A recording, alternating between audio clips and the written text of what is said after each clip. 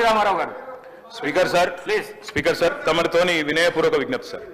దయచేసి ఒక 10 రోజులు హౌస్ను పొడిగించండి. 10 రోజులు హౌస్ను పొడిగించండి దయచేసి. పొడిగించి ఇప్పుడు మంత్రి గారు కోరిన విధంగా ఒకరోజు ఎలక్ట్రిసిటీ మీద చర్చ పెట్టండి.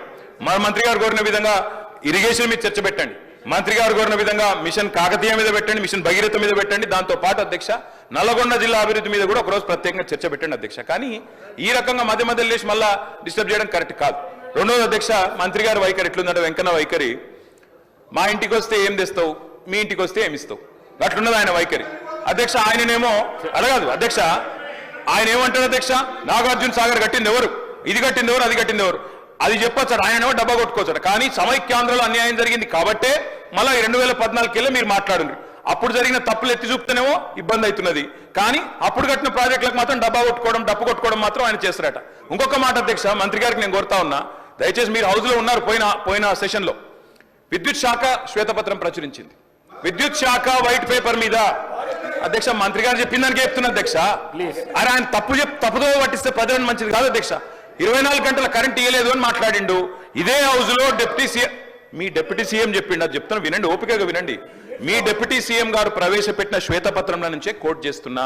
మీ డిప్యూటీ సీఎం గారే చెప్పిండ్రు, కేసీఆర్ గవర్నమెంట్ లో అత్యధికంగా యావరేజ్ గా 19.2 గంటల కరెంటు, 24 గంటల కరెంటులో యావరేజ్ 19.2 అవర్స్ ఇచ్చినామని చెప్పి మీ డిప్యూటీ సీఎం చెప్పిండ్రు. కాదంటే మీరు పోయి మీ డిప్యూటీ సీఎం తో పంచాయతీ పెట్టుకోండి, ఆయన అటు ఎందుకు చెప్పిండో అడుక్కోండి. ఇంకొక మాట, లాగ్ బుక్లు అన్నారు అధ్యక్ష. మేము అంటున్నా అధ్యక్ష, ఇవాళ కాంగ్రెస్ ప్రభుత్వం ప్రకటనలు గుప్పిస్తున్నది. ఎక్కడ చూసినా ఇవాళ మొత్తం కాంగ్రెస్ ప్రకటనలే కనబడుతున్నాయి. అందులో ఏం చెప్తున్నారు అధ్యక్ష, 24 గంటల కరెంటు. నేను వెంకటరెడ్డి గారిని అడుగుతున్నా, ఈడికెళ్ళి మీ సభ వాయిదా వేయండి అధ్యక్ష, బస్సులు అందరం పోదాం, నల్గొండ జిల్లాకే పోదాం. ఈ రోజు ఏ ఒక్క లాగ్ బుక్ లోనన్నా 24 గంటల కరెంటు వస్తున్నట్టు చూపెడితే మేము మొత్తం శాసనసభాపక్షం రాజీనామా చేస్తామని చెప్పి నేను ఆయన అడుగుతా ఉన్నా అధ్యక్ష. అధ్యక్ష ఇప్పుడు వాళ్ళేమో ప్రచారం చేయొచ్చు, పద్ధతి కాదు అధ్యక్ష. మాట్లాడుతుంది ఒకటి, వారు ఇంకొకటి చెప్తా ఉన్నారు. ఇంకొక మాట అధ్యక్ష, ఇంకొక మాట అధ్యక్ష, ఇంకొక మాట మంత్రి గారు నేను కోరుతా, అన్నదాతల గురించి అన్నదాతల గురించే మాట్లాడుతున్నా సార్. అన్నదాతల గురించి మాట్లాడుతున్నా. మంత్రి గారు తప్పకుండా ఈ విషయం తెలుసుకోవాలి, ముఖ్యంగా నల్గొండ జిల్లా మంత్రి గారు. అధ్యక్ష, కేసీఆర్ ప్రభుత్వంలో నల్గొండ జిల్లాకు జరిగింది ఏంది అంటే ఒక్క నిమిషంలో చెప్పాలి అంటే అధ్యక్ష, భారతదేశం మొత్తంలో తెలంగాణ నెంబర్ 1 స్థాయికి చేరుకుంటే ధాన్యం పండించడంలో, ధాన్యం ఉత్పత్తిలో, అందులో ఉమ్మడి జిల్లా తీసుకుంటే అధ్యక్ష, మొత్తం తెలంగాణనేమో భారతదేశంలో ధాన్యం ఉత్పత్తిలో నెంబర్ 1 అయితే, తెలంగాణలోని ఉమ్మడి 10 జిల్లాల్లో వరి ధాన్యం పండించడంలో నెంబర్ 1 జిల్లా నల్గొండ జిల్లా అనే మాట నేను గౌరవ మంత్రి గారికి చెప్తా ఉన్నా అధ్యక్ష. అత్యధికంగా ధాన్యం పండింది నల్గొండ. ఇది వారు తెలుసుకోవాలా, తెలుసుకొని మాట్లాడాలని చెప్పి నేను కోరుతా ఉన్నా అధ్యక్ష. ఇక మీరు దాని మీద మళ్ళీ ప్రత్యేకంగా చర్చకు అవకాశం ఇస్తానంటే మేము సిద్ధంగా ఉన్నాం అధ్యక్ష. అధ్యక్ష, 10 ఏళ్లలో రైతు బంధు మాత్రమే కాదు అధ్యక్ష, ఒక్కటి కాదు అధ్యక్ష, సకాలంలో ఎరువులు, విత్తనాలు, 2603 వ్యవసాయ రైతు వేదికలు, ఇవన్నీ పెట్టడంతో పాటు వ్యవసాయ విస్తరణ, ఎందుకంటే వ్యవసాయ స్థిరీకరణ జరగాలంటే వ్యవసాయ విస్తరణ జరగాలి. అందుకే ఇవన్నీ కూడా తీసుకున్నాం అధ్యక్ష. అందులో భాగంగా వచ్చిందే రైతు బంధు. అధ్యక్ష, మా కమిట్మెంట్ రైతుల విషయంలో చెప్పాలంటే మా కమిట్మెంట్ ఒకటే చెప్పొచ్చు అధ్యక్ష. మా మెడ మీద కత్తి పెట్టిండ్రు, వ్యవసాయ మోటార్లకు మీటర్లు పెడతారా పెట్టరా అని ఆనాడు మా మెడ మీద కత్తి పెడితే 30,000 కోట్ల రూపాయల అదనపు రుణాన్ని కూడా వదులుకున్నాం, ఆ రుణ పరిమితిని కూడా వదులుకున్నాం. కానీ పెట్టి పరిస్థితుల్లో పెట్టం, మోటార్లకు మీటర్లు పెట్టమని చెప్పిన కమిట్మెంట్ ఉన్న నాయకుడు కేసీఆర్ గారు అధ్యక్ష. మరి ఇప్పుడు వీరు పెడతారా పెట్టరా, పైన వాళ్ళు చెప్పినట్టు వింటారా వినరా అని చెప్పి రైతులు కూడా చూస్తా ఉన్నారు అధ్యక్ష. అధ్యక్ష, ఆనాటి పరిస్థితి అధ్యక్ష, రైతు బంధు గురించి ఒక మాటలో చెప్పాలి అంటే పేరు పెడుతున్నారు గౌరవ సభ్యులు గారు సార్, మీ ద్వారా కేటీఆర్ గారికి రిక్వెస్ట్ చేస్తాం. లాస్ట్ 10 years మీ రూల్లో 1 ఎకరానికి ఎక్స్ట్రా ఇరిగేషన్ వాటర్ వచ్చింటే నల్గొండకు, అది బునియాద్ గాని కానీ, ధర్మారెడ్డి కాలు, బ్రాహ్మణవెల్లని కానీ, సొరంగం కానీ, గన్నమల్ల కానీ, బస్వాపూర్ కానీ, ఏ ఒక్క ప్రాజెక్ట్ కాదు కదా, మూసి కాలువలు ఈ డ్రైనేజ్ నీళ్లకు వ్యవసాయాన్ని వాడుకుంటానికి కూడా 100 కోట్లు ఇవ్వలే. ఈ ఏమంటారు అధ్యక్ష, మిస్గైడ్ చేస్తున్నావు. నల్గొండ జిల్లాలో ఎక్కువ ధాన్యం పండింది. ఎట్లా పండింది అధ్యక్ష? ఆనాడు ఇందిరాగాంధీ జవహర్లాల్ నెహ్రూ పూర్తి చేసిన సాగర్ డ్యామ్తో 8 lakhs acres, AMRP project NT Rama Rao మొదలు పెడితే ఆ తర్వాత డిస్ట్రిబ్యూట్ కెనాల్తో 400 కోట్లతో నేను రాజశేఖర రెడ్డి గారు సీఎం ఉన్నప్పుడు పూర్తి చేస్తే వచ్చిన పంట ఈసారి మన పోయినసారి అధ్యక్ష క్రాప్ హాలిడే ఎందుకు క్రాప్ హాలిడే ఈయన జగన్మోహన్ రెడ్డి గారు వీళ్ళకి బిర్యానీ పెట్టి వీళ్ళ ఫ్రెండ్షిప్ వేరే రాయలసీమ లిఫ్ట్ ఇరిగేషన్ అధ్యక్ష అరే ఆగబా బాబు నీకు చెప్తా మా బాగా చెప్తా నేను రాయలసీమ లిఫ్ట్ ఇరిగేషన్ పోతిరెడ్డిపాటి 8,000 టీఎస్కే అయితే 44,000 పెంచితేనే సొంత పార్టీ ముఖ్యమంత్రి రాజశేఖర రెడ్డితో కొట్లాడినా నేను సొంత పార్టీ ముఖ్యమంత్రి రాజశేఖర రెడ్డి గారితో కొట్లాడినా పులిచింతలో 3వ పంటకి ఇస్తే కొట్లాడినా నా సొరంగం ఇవ్వకుండా నా బ్రాహ్మణ వేలు ఇవ్వకుండా నువ్వు ఎందుకు 3వ పంటకు నీళ్ళు ఇస్తున్నావు కొట్లాడినా వీళ్ళు సార్ నల్గొండ జిల్లాల అంత బ్రహ్మాండంగా పంట పెరిగి నీళ్ళు ఇచ్చుంటే ఏకలింగం గెలుస్తారా సార్ అందరూ 60-70 మెజార్టీతో గెలిచినాం ఇలా ఓట్లు వేసేవారు కదా మోసం చేసి నల్గొండని ఇవాళ మా ముఖ్యమంత్రి గారు మూసిని క్లీన్ చేసి మమ్మల్ని బతుకునిద్దామంటే దానికి అడ్డపడుతుంది సార్ మేము బతకాలని లేదు ఇంత విషయం ఇచ్చి చంపండి నల్గొండ ప్రజలు చంపండి బాగుపడుతుంది కలిసి రాండి సార్ ఒక్కసారి మా ఊర్లో అనుకోండి బ్రాహ్మణ వెళ్ళేలా పక్కన మూసిపోతుంది ఏడుపోస్తా వీళ్ళని చూస్తే ఈ అజ్ఞానులు ఎట్లా ఈ సభకు వస్తున్నారు ఒకసారి ప్రపంచ దేశాలంతా కూడా ఇంత ఖర్చు పెట్టైనా ఆరోగ్యాన్ని ముఖ్యం సార్ వ్యవసాయానికి ఒక నీళ్లు ఇవ్వలే మిషన్ మీద 6,000 కోట్ల టెండర్ పెట్టి డ్రా చేసుకున్నారు ఇవన్నీ లెక్కలతో సహా నా దగ్గర ఉన్నాయి కానీ కేటీఆర్ చెప్తాను తప్పు చేయకు ఒక్క ఎకరం నీళ్ళు ఇవ్వలే మా ప్రాజెక్టులే ఎన్టీ రామారావు పుణ్యవారి ఏఎంఆర్పి రాజశేఖర డిస్ట్రిబ్యూషను మా రేవంత్ రెడ్డి గారి పుణ్యాల 2 నెలల్లో సొరంగం బ్రాహ్మణ వెల్లేల గన్నవల్ల బస్వాపూర్ పూర్తి చేసుకుంటాం జిల్లా మొత్తం సస్యశామనం చేసుకుంటాం మీరు ఎన్ని అడ్డపడ్డా బీజేపీ వాళ్ళు అడ్డం పడ్డా మూసీని క్లీన్ చేయించుకొని మేము బతికే కోరిక మేము కూడా బతకాలి అది చేస్తున్నాను ముఖ్యమంత్రి గారికి మీ ద్వారా వాళ్ళకు కూడా జ్ఞానోదయం కలగాలని ఆ దేవుని ప్రార్థిస్తున్న అధ్యక్ష కేటీఆర్ గారు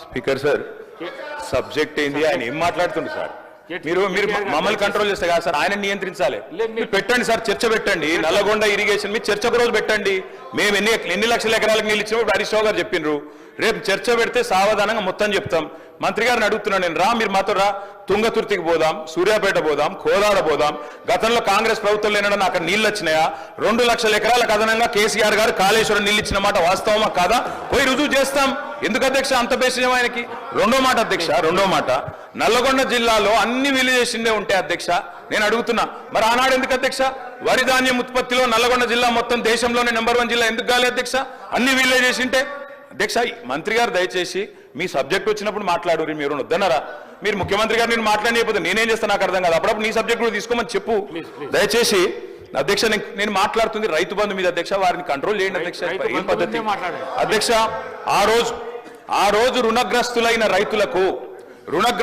రైతులకు తెలంగాణ వచ్చినాడు రుణమాఫీ చేస్తామని చెప్పిన అధ్యక్ష చెప్పడమే కాకుండా 2 దఫాలుగా 30,000 కోట్ల రూపాయల రుణమాఫీ చేసిన ఘనత కూడా కేసీఆర్ గారి ప్రభుత్వానికి దక్కుతుంది ఈ మాట కూడా నేను విజ్ఞప్తి చేస్తా ఉన్నా అధ్యక్ష దాంతో పాటు మొత్తం దేశంలోనే రైతు రుణగ్రస్తుడు కాకుండా ఉండాలంటే ఏం చేయాలంటే మొత్తం దేశంలోనే అతి పెద్ద నగదు బదిలీ పథకం రైతు బంధు ప్రవేశపెట్టిన వాళ్ళమే మా ప్రభుత్వం అధ్యక్ష కేసీఆర్ గారు అధ్యక్ష ఒక్క మాట చెప్పాలి అధ్యక్ష ఈ రైతు బంధు మీద విపరీతమైన దుష్ప్రచారం చేసింది అధ్యక్ష కాంగ్రెస్ పార్టీ పెద్ద వాళ్ళకి ఇస్తున్నారు భూస్వాములకు ఇస్తున్నారు అని మాట్లాడారు అధ్యక్ష ఈ రోజు మంత్రి గారు మీరు అధికారంలో ఉన్నారు డేటా మీ దగ్గర ఉంది మీ రెవెన్యూ మంత్రి గారి దగ్గర ఉంది తీసుకోండి 198% మంది అధ్యక్ష 198% మంది బక్క చిక్కిన సన్నకారు రైతులు చిన్న రైతులు ఉన్నారు ఈ రైతు బంధు పథకం లబ్ధిదారులు అందుకే చిన్న పెద్ద తేడా చూడలేదు నేను ఇందాక మీరు రేవంత్ రెడ్డి గారు రాకముందు కూడా నేను చెప్పిన మళ్ళీ చెప్తున్నా మహబూబ్ నగర్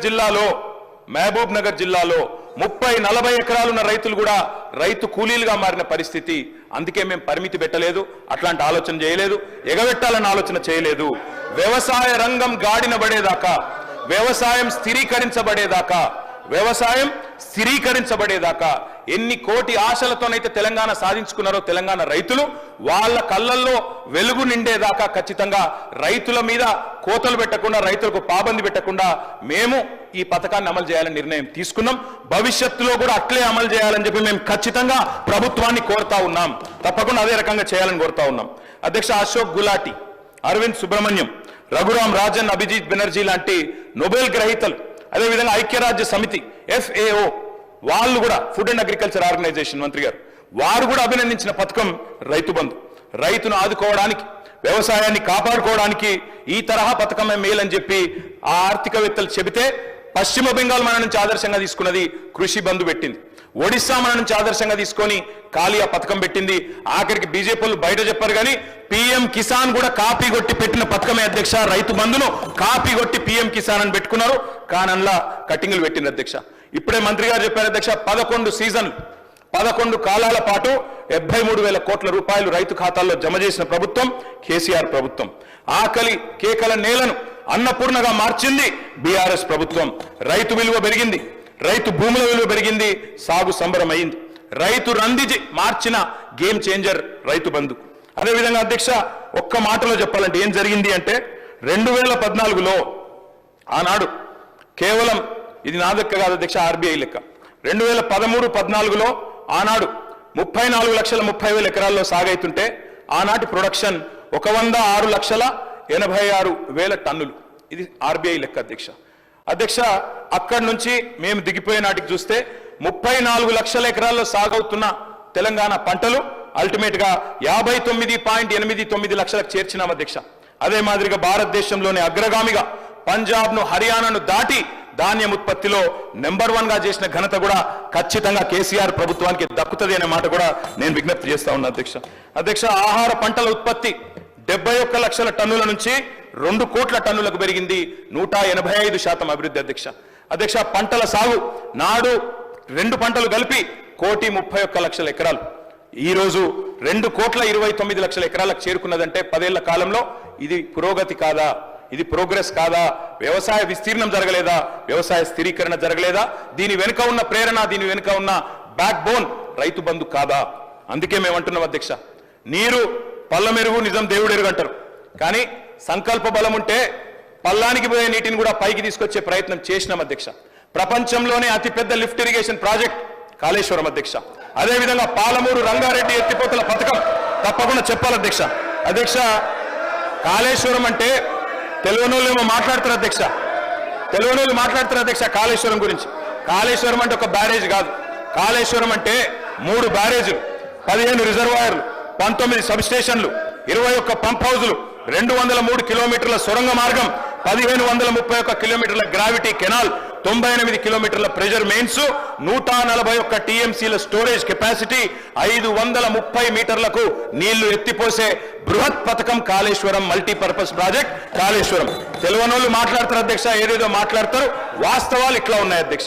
అధ్యక్ష, నేను వారికి చెప్పేది వీటన్నిటి ఫలితంగా కేటీఆర్ గారు ప్లీజ్